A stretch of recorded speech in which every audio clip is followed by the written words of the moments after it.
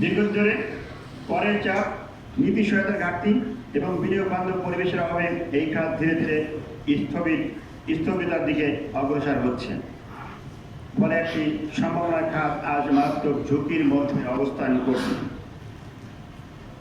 বর্তমান পরিস্থিতিতে single digit সুদে পর্যাপ্ত গৃহঋণ প্রবাহ, সহজ শর্তে দীর্ঘমেয়াদী অর্থায়নের সুযোগ সীমিত থাকায় মধ্যবিত্ত মধ্যবিত্ত শ্রেণীর জন্য ফ্ল্যাট আবাসন প্রায় ক্রমশ কঠিন হয়ে পড়ছে।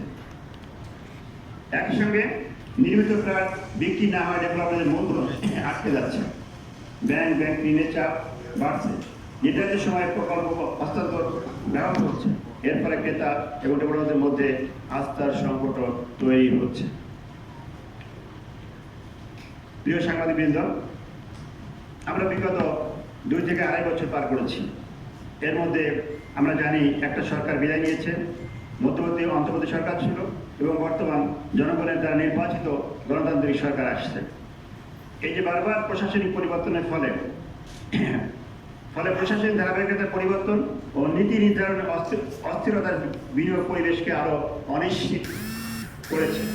এটা আবাসন খাত ক্রেতার সংকট তৈরি হয়েছে, বিনিয়োগে এক ধরনের ভীতি কাজ করছে।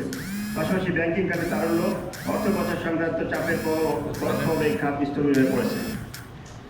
ফলস্বরূপ কর্মসংস্থানের অন্যতম বৃহৎ এই খাত বহু প্রতিষ্ঠান অনিচ্ছা সত্ত্বেও লোকবল কমাতে বাধ্য হচ্ছে। একই সঙ্গে পর্যটন উপকূলীয় অঞ্চলে বড় নির্মাণ প্রকল্প ধীরগতি অথবা স্থগিত অবস্থায় রয়েছে। উচ্চ রেজিস্ট্রেশন ব্যয়, এর কারণে ক্রেতারা ফ্ল্যাট ও জমি ক্রয়ে আগ্রহ হারাচ্ছেন। সাংবাদিকবৃন্দ, আমি আরেকটি কথা অতিরিক্ত বলতে চাই। আমাদের যে রেজিস্ট্রেশন খরচ এশিয়ার মধ্যে এটা সর্বোচ্চ।